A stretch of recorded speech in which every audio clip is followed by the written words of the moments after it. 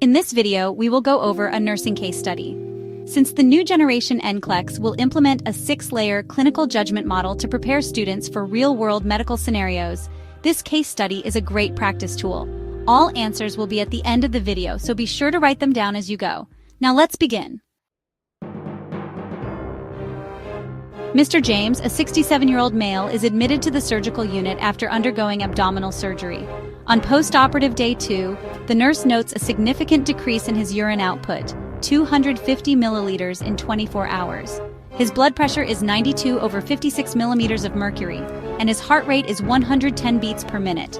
Lab results reveal serum creatinine 2.3, BUN 36 milligrams per deciliter, potassium 5.8 millimoles per liter, urine-specific gravity 1.030. Mr. James reports mild nausea and fatigue. The healthcare provider diagnoses pre-renal acute kidney injury due to hypovolemia. IV fluids are ordered and nephrology is consulted.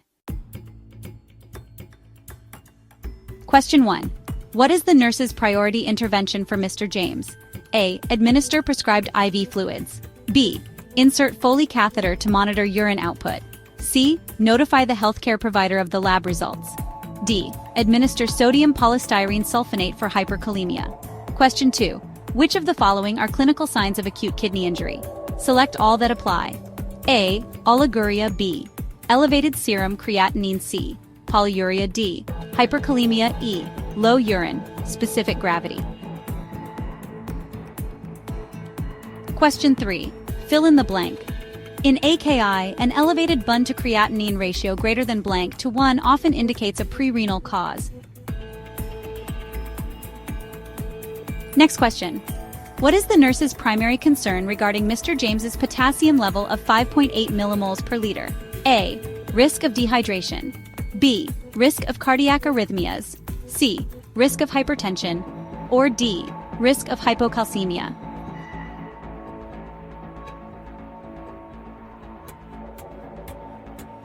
Next question. Place the following phases of AKI in the correct order: oliguric phase, recovery phase, diuretic phase, initiation phase. Question 6.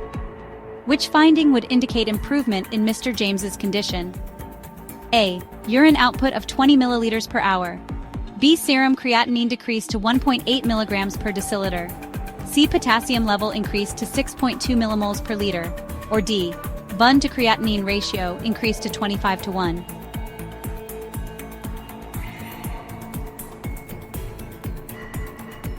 True or false?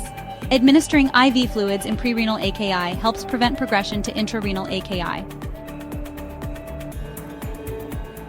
Question 8. Hotspot question. Identify the abnormal ECG finding most likely associated with hyperkalemia. Question 9. The provider orders the following for Mr. James.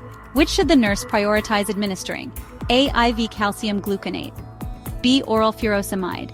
C. Sodium polystyrene sulfonate. D. IV antibiotics. Question 10. What should the nurse include in discharge teaching to prevent future episodes of AKI? Select all that apply. A. Drink at least 2 to 3 liters of water daily. B. Take all medications even if they make you feel unwell. C. Avoid using NSAIDs unless approved by your healthcare provider. D. Report any significant decrease in urine output immediately. All right, let's see how you did. Let's now go over the answers. Question 1, the answer is A. Administer prescribed IV fluids. Pre-renal AKI is caused by hypovolemia. Restoring intravascular volume with IV fluids is the priority to improve renal perfusion. Question 2. The answers are A, B, D. Oliguria, elevated creatinine, and hyperkalemia are common in AKI. Polyuria and low urine-specific gravity are not typical in pre-renal AKI. Question 3. The answer is 20:1. A high BUN to creatinine ratio is associated with decreased renal perfusion, commonly seen in pre-renal AKI. Question 4. The answer is B. Risk of cardiac arrhythmias. Hyperkalemia increases the risk of life-threatening arrhythmias, requiring close monitoring and treatment. Question 5. The correct order is initiation phase, oliguric phase, diuretic phase, recovery phase. Question 6. The answer is B. Serum creatinine decreasing to 1.8 milligrams per deciliter. A decreasing creatinine level reflects improved kidney function. Question 7. The answer is true. Prompt fluid resuscitation restores renal perfusion and can prevent further kidney damage. Question 8.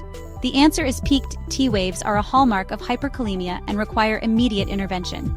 Question 9. The answer is A. I4 calcium gluconate. IV calcium gluconate stabilizes the myocardium and reduces the risk of cardiac arrhythmias in severe hyperkalemia. Question 10. The answers are A, C, D. Adequate hydration, avoiding nephrotoxic medications like NSAIDs, and recognizing early signs of kidney issues are critical for preventing AKI recurrence. Alright, well, that ends this video. If you found this video useful, comment and subscribe so we can make more videos like this.